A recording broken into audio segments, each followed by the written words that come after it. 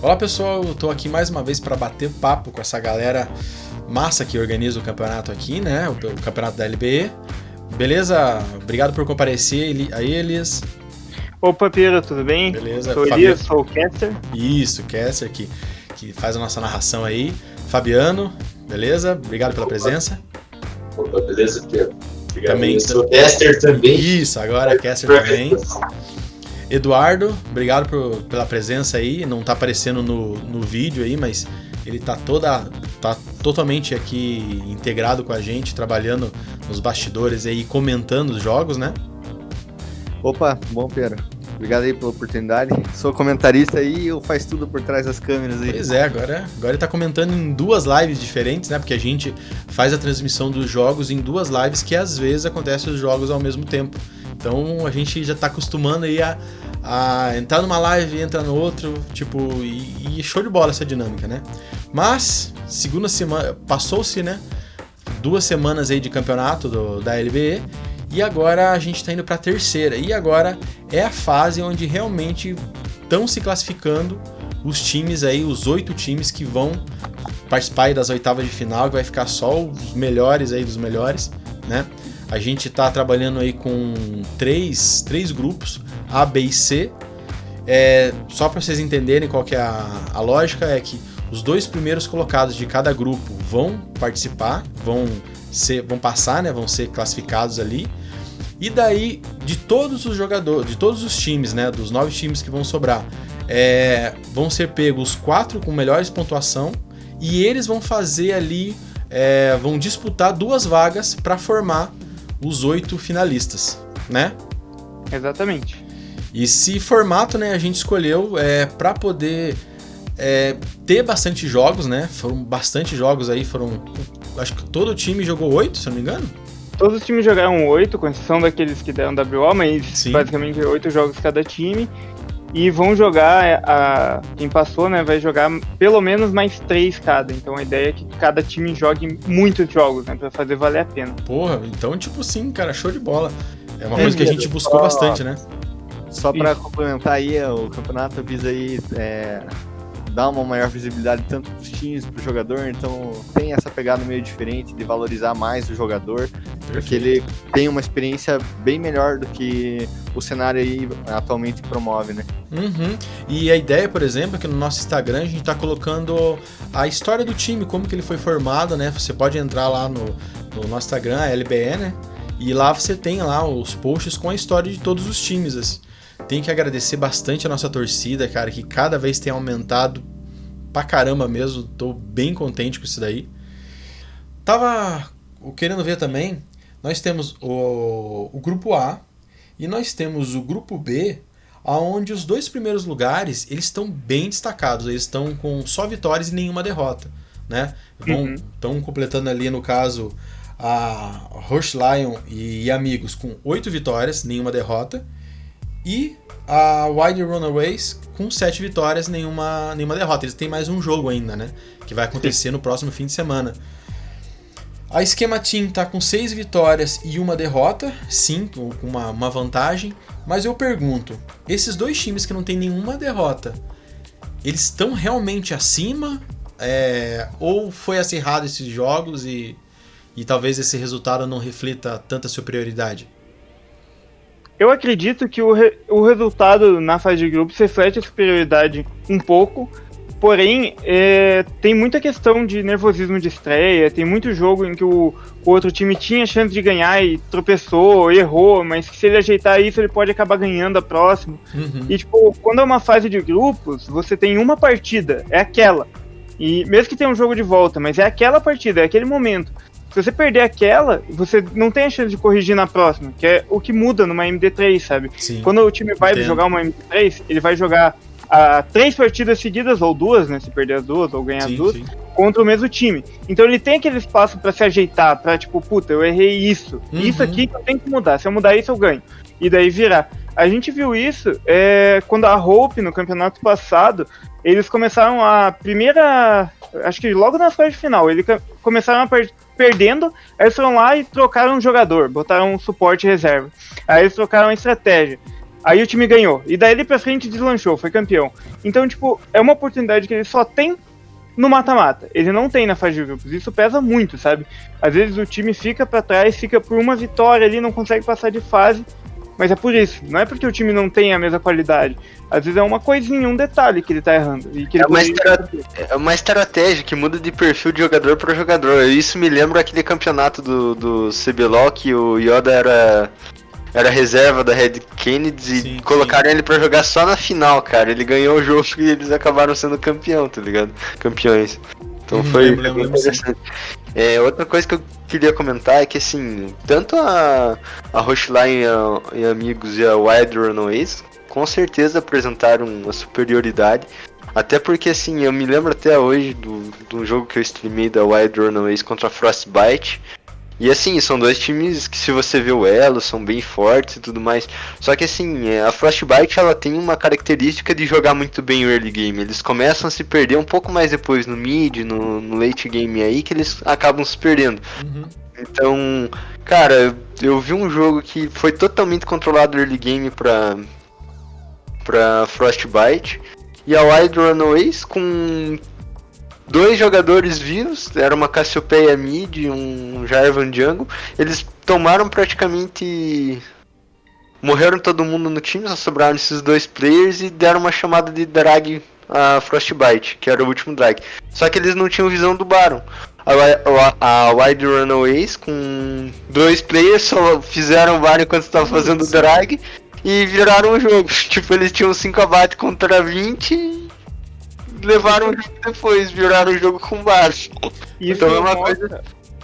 Isso mostra principalmente que esse time, ele tem comunicação, ele tem paciência, ele tem o mental muito certo, sabe? É uma coisa que eu vi também na Rocheline e Amigos, que é basicamente a mesma coisa. Eles estavam perdendo pra UP e tal, daí eles começaram a lutar, tudo certo, parece que a comunicação perfeita, entra um, quando ele sai já entra o outro, e entra a ultimate, encaixa tudo em combo, sai da teamfight quando tem que sair, volta quando tem que voltar, e tipo, ganharam teamfight atrás de teamfight e viraram o jogo só nisso, num jogo que, meu Deus, todo mundo achou que eles iam perder. Então, isso mostra o mental desses times, o mental, o treino que eles têm pra não tiltar, não deixar o jogo sair de controle totalmente. E na hora que tem que dar aquela call, eles dão a call e ganham. Isso o Fabiano tá totalmente certo. Eles apresentaram muito melhor do que os outros times. Isso é uma superioridade que esses dois times, eles apresentam, assim, não é de mecânica de jogo, não é de outras coisas, é de mental e treinamento, sabe? Tipo, eles estão acostumados, aparentemente acostumados a jogar campeonato, sabe? Porque é muito mais difícil você tomar uma decisão quando você tá atrás, cara. Porque aquela decisão, querendo ou não, pesa no momento. E o mental é uma coisa que conta totalmente. Se você toma uma decisão errada, você praticamente afunda e perde o jogo. Entendeu? Então isso tem que ser muito bem controlado. Pode falar, Eduardo, eu te cortei. Obrigado. A gente também pode ver nesse campeonato que tem times. Vou pegar aqui um exemplo da UFO Santa Bronx, que num jogo extremamente consistente conseguiu. Os times se estudaram muito durante o game e por um erro pequeno, um pick-off que tomou num detalhe super técnico, numa ward lá no late game, e eles acabaram perdendo o jogo. A gente vê que também tem essa diferença de nível, que é um pequeno erro que às vezes comete uma partida que nem o Elias comentou. Se fosse no MD3 eles conseguiriam reverter, sabe? Porque o jogo técnico é tão bom, mas tão bom, que eles conseguem executar muito bem a estratégia que eles têm planejado e acabam perdendo por detalhes muito pequenos. Exatamente.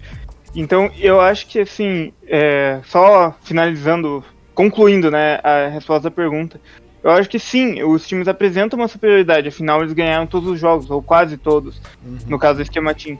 Só que isso não representa que no mata-mata, quando tem que mudar, é um mental, um psicológico diferente, é uma energia diferente, não representa que eles têm um favoritismo. Por exemplo, se a Rocheline e Amigos pegam uma Black Knight Hopes, que tá em segundo, perdeu todos os jogos para Rocheline na fase de grupos, na semifinal, isso pode ser totalmente diferente. Pode ser que a Black Knight Hopes faça um 3-0, a gente não tem como ter certeza. Isso que deixa as coisas mais e mais interessantes, porque mesmo com a superioridade total na fase de grupos, pode acontecer do time perder ali e sabe, dar aquela, entre aspas, decepcionada.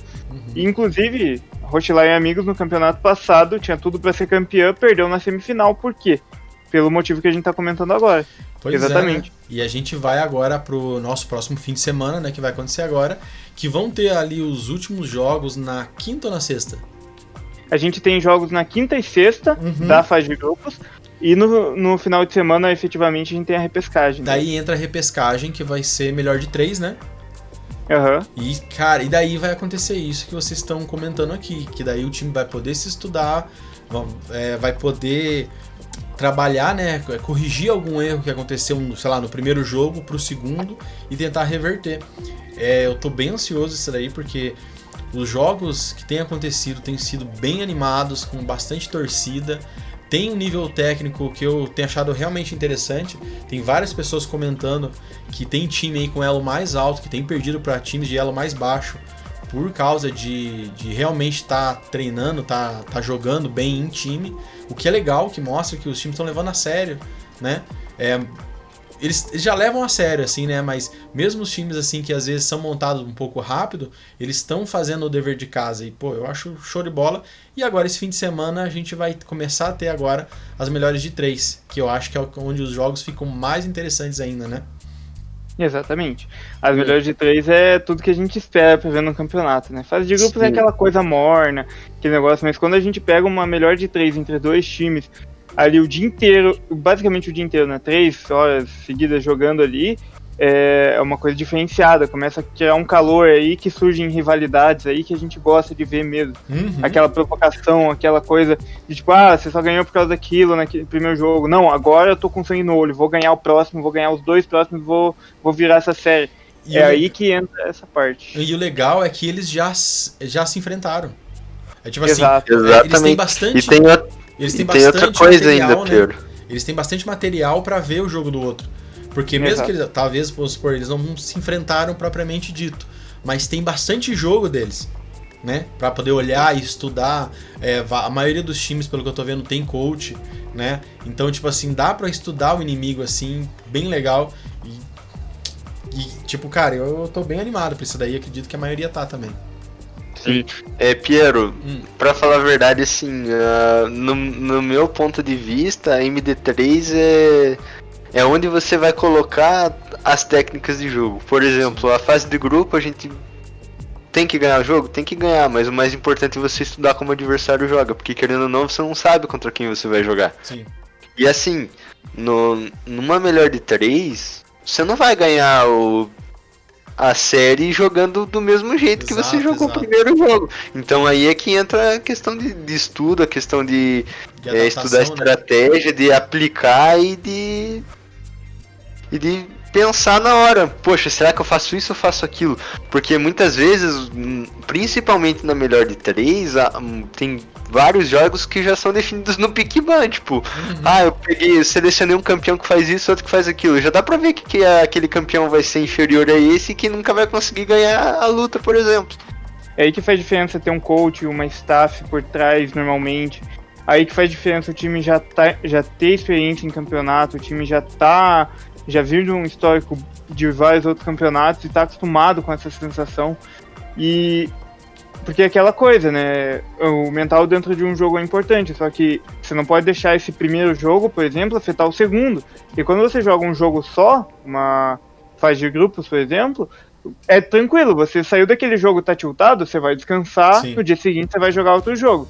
Então é tranquilo. Agora, jogar 2 jogos seguidos, um jogo que mesmo que você ganhou, foi um jogo estressante, um jogo difícil, um jogo... E você vai ter que jogar mais um ainda, às vezes pode acarretar na derrota na série. Então, é toda uma questão que deixa tudo mais... Eu já disse isso e vou repetir, deixa tudo muito mais emocionante. Assim, também acho. Entender e conversar com os jogadores, ver o que eles acharam, o que eles pensaram.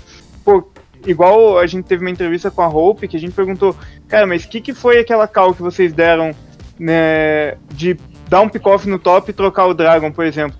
E, tipo, eles contam, aquilo lá surgiu do nada, a gente pensou, meu Deus, a gente vai perder o jogo se a gente não fizer isso, sabe? E esse tipo de coisa é muito interessante ver e se perder o jogo, no caso, eles iam ser eliminados.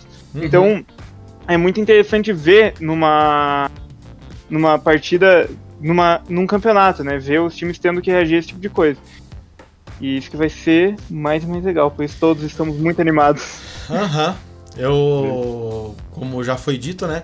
Esses jogos vai ter o finalzinho ali da fase de grupos e vão começar vai ter essa repescagem aí, que vão ser 4 times que vão ter 2 vagas e a gente vai ter os 8 finalistas que vai começar os jogos ali na outra semana, dando mais tempo ainda para eles estudarem. Daí vai ser mais pegado ainda e vai ser só emoção. O campeonato ainda tem mais um mês ainda para acontecer, então tem muita coisa rolando. Obrigado, pessoal, por ter participado aí dessa entrevista, esses nossos comentários, na verdade, né, que a gente faz sobre o time aí, que eu acho interessante a gente ir evoluindo isso daí. Obrigadão, pessoal. É isso. Obrigado, Piero, pela oportunidade. Obrigado, Piero. Obrigado, Piero. Até a próxima.